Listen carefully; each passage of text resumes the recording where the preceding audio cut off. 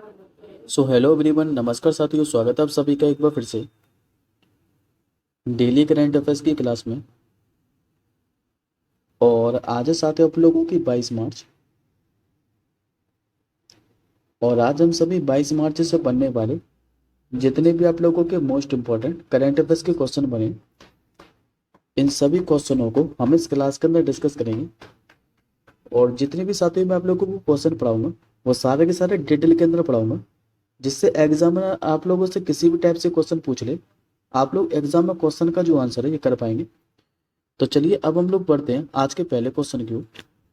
तो आज का पहला क्वेश्चन आप लोगों के सामने रहा और ये आप लोगों से पूछ रहा है कि भी जो खेलो इंडिया पैरा गेम है 2025, इसका जो आयोजन है यह भी कहाँ पर किया जा रहा है। तो इनका साथियों जो आयोजन है ये किया जाएगा नई दिल्ली के अंदर। करेक्ट आंसर हो जाएगा आपको ऑप्शन नंबर ए। अब इस क्वेश्चन के बारे में हम लोग आगे समझते हैं, तो ध्यान से समझिएगा। देखिए साथियों, जो खेलो इंडिया पैरा खेल है इनका जो आयोजन है ये इस बार 20 से लेकर 27 मार्च तक नई दिल्ली के अंदर किया जाएगा। और इन खेलों में अगर बात करें तो अंतर्राष्ट्रीय खिलाड़ियों सहित करीब 1230 पैरा खिलाड़ी हैं ये शामिल होंगे। और इन खेलों में भी दोस्तों 6 स्पर्धा होंगी, और जो कि आपके सामने लिखी हुई है, जैसे कि पैरा तीरंदाजी, para athletic, para badminton, para power lifting, para निशानेबाजी और पैरा टेबल टेनिस। संस्करण पूछ ले कि इस बार इसका कौन सा एडिशन है, तो याद रखेंगे इस बार सेकंड एडिशन है। और हाल ही में क्या है कि अभी शुभंकर भी लॉन्च कर दिया है इसका। और शुभंकर क्या है इसका, तो उज्ज्वला, जो कि दिल्ली की एक गौरैया है। और ये जो टूर्नामेंट है ये दिल्ली में भी दोस्तों जवाहरलाल नेहरू स्टेडियम, इंदिरा गांधी स्टेडियम और जो doctor Karni Singh shooting range है यहीं पर आयोजित होंगे। ये तो होगी सेकंड एडिशन की बात। यदि आप लोगों से फर्स्ट एडिशन पूछ रहे तो ये भी आप लोग याद रखेंगे कि इसके पहला जो संस्करण है ये दिसंबर 2030 के अंदर दिल्ली के अंदर हुआ था। और फर्स्ट एडिशन का शुभंकर क्या था, तो ये शुभंकर था ताजिया, जो कि छोटी गौरैया है। अब बढ़ते हम लोग आज के दूसरे क्वेश्चन की ओर। आज के दूसरे क्वेश्चन पर साथियों आप लोग डबल स्टार मार के कर लीजिएगा। यह आज की क्लास का आपका सबसे महत्वपूर्ण प्रश्न है। अभी हाल ही में क्या है कि एक इंडेक्स जारी की गई है जिसका नाम है वर्ल्ड हैप्पीनेस इंडेक्स 2025। आप लोगों को यह बताना है कि अभी विश्व खुशहाली सूचकांक 2025 में भारत की जो रैंक है ये क्या रही है। तो इस बार भारत को जो है ये 118वां स्थान मिला है। सही आंसर हो जाएगा ऑप्शन नंबर बी। अब इस क्वेश्चन के बारे में हम लोग आगे समझते हैं। सबसे पहली बात तो साथियों आप लोग इसमें ये याद रखेंगे, आप लोगों से सीधा पूछेगा कि ये जो वर्ल्ड हैप्पीनेस इंडेक्स है ये जारी किसके द्वारा की जाती है। तो आंसर करेंगे आप लोग संयुक्त राष्ट्र सतत विकास समाधान नेटवर्क के द्वारा। और इस बार भारत को क्या है कि 4.389 स्कोर के साथ 118वां स्थान मिला है। जबकि पिछली बार देखें तो पिछली बार भारत इसमें 126वें स्थान पर था। और इस बार भारत की रैंक में क्या है कि सुधार देखने को मिला है। अब बात करते हैं हम लोग शीर्ष स्थान वाले देशों के बारे में। तो लगातार दोस्तों 8वें बार क्या है कि जो फिनलैंड देश है पहले स्थान पर है। इसके बाद दूसरे स्थान पर कौन सा देश है, तो डेनमार्क। और तीसरे स्थान पर इसमें आइसलैंड रहा है। सबसे आखिरी के स्थान की बात करें तो अफगानिस्तान सबसे आखिरी स्थान पर है, जो कि 147वें स्थान पर है। और अगर पड़ोसी देश की रैंकिंग की बात करें तो बगल में दोस्तों जो पाकिस्तान है इसकी रैंक भारत से बेहतर रही है और 109वें स्थान पर है। और साउथ एशिया में पूछे कि पहले स्थान पर कौन से देश है, तो ये नेपाल रहा है, जो कि 93वें स्थान पर है। ये सभी पॉइंट आप लोग याद रखिएगा। अब बढ़ते हैं हम लोग आज के तीसरे क्वेश्चन की ओर। आज का तीसरा क्वेश्चन आप लोगों के सामने रहा कि हाल ही में भी विश्व का सबसे बड़ा जो श्वेत हाइड्रोजन भंडार है यह अभी किस देश में पाया गया। तो अभी विश्व का सबसे बड़ा श्वेत हाइड्रोजन भंडार पाया गया है और ये पाया गया साथ ही फ्रांस के अंदर। करेक्ट आंसर होगा ऑप्शन नंबर बी। देखिए साथियों, जो विश्व का सबसे बड़ा श्वेत हाइड्रोजन भंडार है ये भी फ्रांस ने अपने जो मौसमी क्षेत्र है यहीं पर खोजा है। और जो कि 40 मिलियन टन का विशाल भंडार है, जिसकी कीमत की बात करें तो लगभग 92 ट्रिलियन डॉलर इसकी कीमत आकी गई है। बात करते हैं हम लोग व्हाइट हाइड्रोजन के बारे में। तो ये पृथ्वी की सतह के नीचे प्राकृतिक रूप से मौजूद एक प्रकार का हाइड्रोजन ही है। लेकिन साथ ही ये प्रयोगशाला में बनाए गए हाइड्रोजन से अलग होता है, क्योंकि सफेद हाइड्रोजन का जो उपयोग है ये स्वच्छ ऊर्जा स्रोत के रूप में किया जा सकता है, जैसे कि स्टील, एल्युमिनियम, उर्वरक उद्योग में डीकार्बोनाइजेशन करने के लिए। बात करते हैं अब हम लोग फ्रांस के बारे में, तो फ्रांस की राजधानी आपकी पेरिस। मुद्रा पूछे तो ये यूरोप कॉन्टिनेंट के अंदर स्थित है, इसलिए मुद्रा चलती है यहाँ पर यूरो। और जबकि यहाँ के राष्ट्रपति कौन है, तो कई बार बताया मैंने आपको, इमैनुअल मैक्रो। अब देखिए आज का आप लोग, आज का साथियों आपका जो चौथा क्वेश्चन है ये पुरस्कार से संबंधित है, क्योंकि अभी रामनाथ गोयन का जो पत्रकारिता पुरस्कार है 2025, इनकी भी घोषणा हो गई है। तो ये कई कैटेगरी के अंदर दिए हैं। तो सबसे पहले मुझे आप लोग इस प्रश्न का आंसर कीजिए, उसके बाद हम लोग आगे समझेंगे। तो अभी रामनाथ जो गोयन का उत्कृष्टता पत्रकारिता पुरस्कार है 2025, यह भी डंकी रोड की रिपोर्टिंग के लिए किसे सम्मानित किया गया है? तो ये दोस्तों आज तक की मृदुलिका झा को दिया है। करेक्ट आंसर हो जाएगा आपको ऑप्शन नंबर सी। अब इस क्वेश्चन के बारे में आप लोग आगे समझिएगा। देखिए भी प्रिंट कैटेगरी में हिंदी भाषा की ये जो अवार्ड है ये आज तक की मृदुलिका झा को मिला है। बात करते हैं पहले हम लोग रामनाथ गोयन का अवार्ड के बारे में। तो ये अवार्ड दोस्तों इंडियन जर्नलिज्म में योगदान के लिए हर साल जो इंडियन एक्सप्रेस ग्रुप है इसी के द्वारा दिए जाते हैं। और इनका जो नाम है, ये इंडियन एक्सप्रेस ग्रुप के जो फाउंडर है जिनका नाम है रामनाथ गोयनका, इन्हीं के नाम पर रखा गया है। पुरस्कार की शुरुआत पूछी आप लोगों से तो 2006 के अंदर हुई थी, और जबकि इस बार कौन सा एडिशन है, तो 19वां।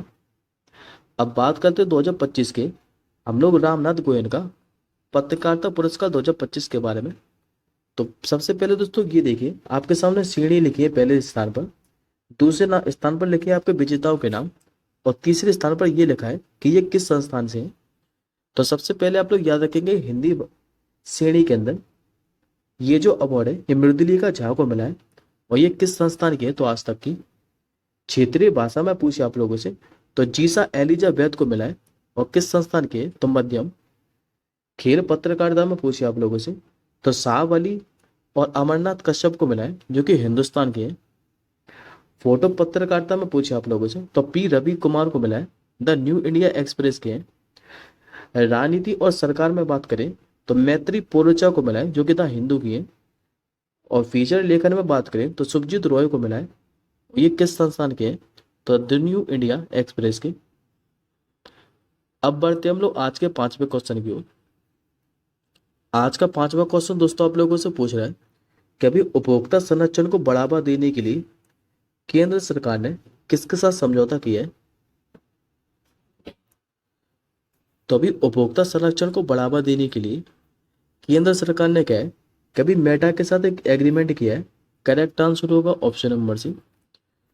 और इस एग्रीमेंट का साथ ही उद्देश्य क्या है, तो भारतीय ग्राहकों को शिक्षित करते हुए ऑनलाइन खतरों की पहचान कराना और स्वस्थ ऑनलाइन आदतों से रूबरू कराना है। और सरकार के साथ जो फेलोशिप का प्रोग्राम है जिसका नाम है जागो ग्राहक जागो, इसी के तहत ये समझौता किया है। बाद में राष्ट्रीय उपभोक्ता दिवस पूछे आप लोगों से तो ये आप लोग और याद रखेंगे, हर साल 24 दिसंबर को मनाया जाता है। लेकिन इसी में दोस्तों ये पूछ ले कि विश्व उपभोक्ता अधिकार दिवस कब मनाया जाता है, तो ये आप लोग और याद रखेंगे, 15 मार्च को मनाया जाता है। अब बात करते हैं हम लोग मेटा के बारे में। तो मेटा का साथ जो पुराना नाम है ये फेसबुक था। स्थापना इसकी कब हुई थी, तो 4 जनवरी 2004 के अंदर। कहाँ पर, तो कैम्ब्रिज मैसाचुसेट्स अमेरिका के अंदर। और इसके संस्थापक कौन थे, तो मार्क जुकरबर्ग। जबकि साथ इसके जो मुख्य कार्यकारी अधिकारी है यानी कि सीईओ ये भी मार्क जुकरबर्ग ही है। अब देखिए आज का आप लोग छठवां क्वेश्चन। आज का छठवां क्वेश्चन आप लोगों से पूछ रहा है कि अभी लोकसभा सचिवालय और किस मंत्रालय ने जो संसदीय भाषणी है इसको शुरू करने के लिए एक एग्रीमेंट किया है। तो ये जो एग्रीमेंट है ये भी सूचना और प्रौद्योगिकी मंत्रालय के साथ किया है। करेक्ट आंसर हो जाएगा ऑप्शन नंबर डी। दरअसल दोस्तों भी लोकसभा सचिवालय और जो केंद्रीय इलेक्ट्रॉनिक्स एवं सूचना प्रौद्योगिकी मंत्रालय, इसने एआई संचालित बहुभाषी संसदीय जो संचालन है इसी के लिए संसद भाषणी शुरू करने के लिए एक एग्रीमेंट पर हस्ताक्षर किए। बात करते कि वर्तमान में केंद्रीय इलेक्ट्रॉनिक और जो सूचना प्रौद्योगिकी मंत्री ये कौन है, तो अश्विनी वैष्णव। जबकि लोकसभा के अध्यक्ष कौन है, तो ये दोस्तों ओम बिरला साहब है। और इसका उद्देश्य क्या है, तो संसद से जुड़े कार्यों के संचालन में विभिन्न भाषाओं की सुविधा प्रदान करना। अब बढ़ते हैं हम लोग आज के 7वें क्वेश्चन की ओर। आज का साथियों आप लोगों से 7वां क्वेश्चन पूछ रहा है कि अभी किस शहर में मानव कोरोना वायरस जिसका नाम है HK-U1 इसका एक मामला मिला है। तो ये दोस्तों मामला है, ये पश्चिम बंगाल की राजधानी कोलकाता के अंदर मिला है। करेक्ट आंसर हो जाएगा आपको ऑप्शन नंबर बी। अभी कोलकाता में मानव जो कोरोना वायरस है जिसका नाम है HK-U1 इसका साथियों एक मामला सामने आया है। और जो चिकित्सा विशेषज्ञ हैं इनका कहना है कि ये जो मामला है ये कोई दोस्तों नया वायरस नहीं है, इसे पहली बार 2005 के अंदर पहचाना गया था। और ये दोस्तों करता क्या है, तो आमतौर पर हल्के श्वसन जो संक्रमण है इसी का ये कारण बनता है। एडिशनल इन्फॉर्मेशन में आप लोग 2 क्वेश्चन और याद रखिएगा। हालांकि दोनों के दोनों क्वेश्चन साथ ही मैं आपको पढ़ा चुका हूँ। जैसे कि याद करिए मैंने आपको बताया था कि जो रवांडा देश है इसने भी मारबर्ग जो वायरस है इसके प्रकोप की समाप्ति की घोषणा की थी। और अभी चांदीपुरा जो वायरस है इस साल 2024 में गुजरात, राजस्थान और जो मध्य प्रदेश है यहाँ पर फैला था। बात करते हैं हम लोग पश्चिम बंगाल के बारे में, तो पश्चिम बंगाल की राजधानी है कोलकाता। पश्चिम बंगाल के मुख्यमंत्री आप सभी जानते हैं जो कि ममता बनर्जी है। और राज्यपाल यहाँ के कौन है, तो CB आनंद बोस। अब बढ़ते हैं हम लोग आज के 8वें क्वेश्चन की ओर। आज के दोस्तों आपका जो 8वां क्वेश्चन है इस पे तो आप लोग डबल स्टार मार्क कर लीजिए। ये क्वेश्चन आपको किसी ना किसी एग्जाम में डेफिनेटली देखने को मिलेगा। आप लोगों से पूछ रहा है जो अंतर्राष्ट्रीय ओलंपिक समिति है इसकी अभी 10वीं जो अध्यक्ष है ये कौन बनी है। तो पहले तो आप लोग इस क्वेश्चन का आंसर जानिए। ये बनी साथियों क्रिस्टी कोवेंट्री। करेक्ट आंसर हो जाएगा आपको ऑप्शन नंबर ए। और ये आपके सामने जो इमेज में ये क्रिस्टी कोवेंट्री है जो कि भी अंतर्राष्ट्रीय ओलंपिक समिति की पहली महिला अध्यक्ष भी बनी है और साथ में 10वीं अध्यक्ष है। और बात करें साथियों जो क्रिस्टी कोवेंट्री है ये है कहाँ की, तो ये जिम्बाब्वे की दिग्गज तैराक है। और इन्होंने क्या है कभी इतिहास रच दिया है क्योंकि इन्होंने अंतर्राष्ट्रीय ओलंपिक समिति की 130 साल की यात्रा में पहली महिला और पहली अफ्रीकी अध्यक्ष बनने का गौरव हासिल किया है।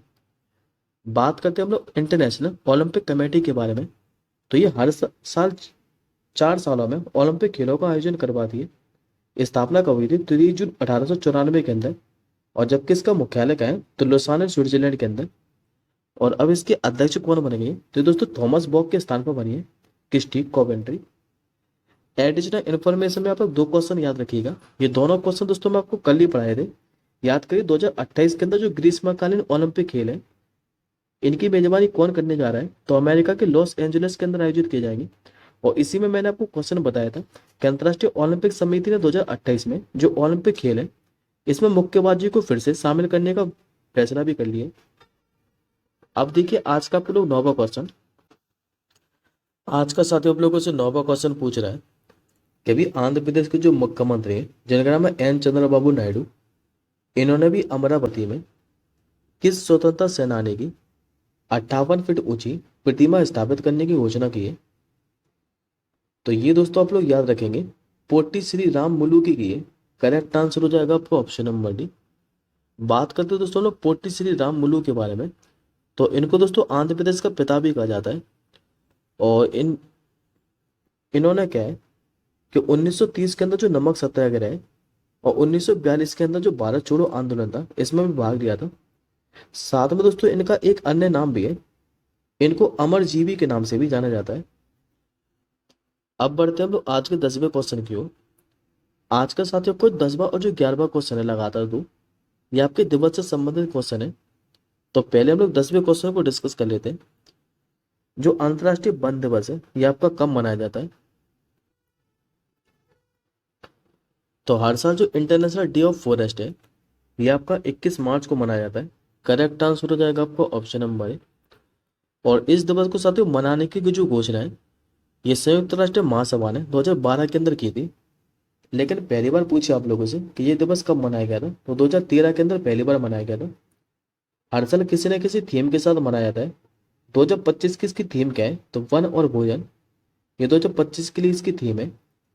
अब मैं दोस्तों आपको 18वीं वन स्थिति रिपोर्ट 2023 के बारे में भी बता देता हूँ। ये रिपोर्ट तो दोस्तों 2030 की थी, लेकिन जारी कब की गई थी, तो 21 दिसंबर 2024 के अंदर। रिपोर्ट को जारी किया किसने था, तो वन अनुसंधान संस्थान जो कि देहरादून के अंदर है। अब बात करते हैं सबसे पहले हम लोग वन एवं वृक्ष आवरण में अधिकतम वृद्धि वाले 3 राज्य। तो पहले स्थान पर साथ छत्तीसगढ़ है, यहाँ पर 684 वर्ग किलोमीटर वन है। दूसरे स्थान पर कौन सा राज्य है, तो उत्तर प्रदेश। और तीसरे स्थान पर बात करें तो उड़ीसा है। यदि आप लोगों से पूछे कि खाली वन आवरण में अधिकतम वृद्धि वाले शीर्ष राज्य बताइए, तब दोस्तों आपका आंसर चेंज हो जाएगा। फिर याद रखेंगे मिजोरम है पहले स्थान पर, और यहाँ पर 242 वर्ग किलोमीटर वन है। इसके बाद दूसरे स्थान पर पूछे आप लोगों से तो गुजरात है, और तीसरे स्थान पर बात करें तो उड़ीसा है।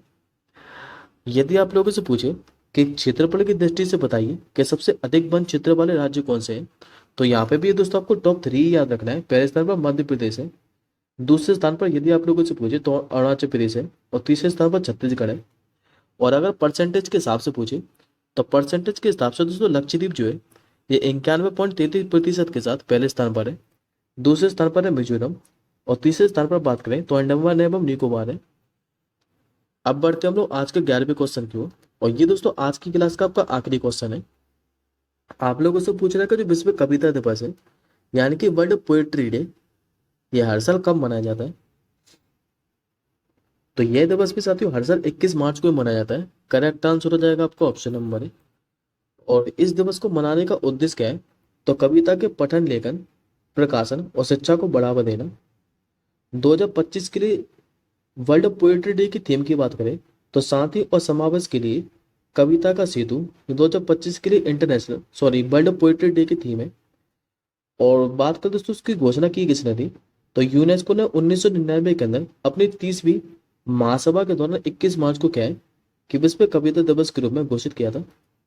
अब 21 मार्च को दोस्तों आपको एक दिवस में आपको और बताता हूँ ये, और याद रखिए कि संयुक्त राष्ट्र ने 21 मार्च को जो विश्व ग्लेशियर दिवस है इसके रूप में भी घोषित किया था, यह भी आप लोग याद रखिएगा।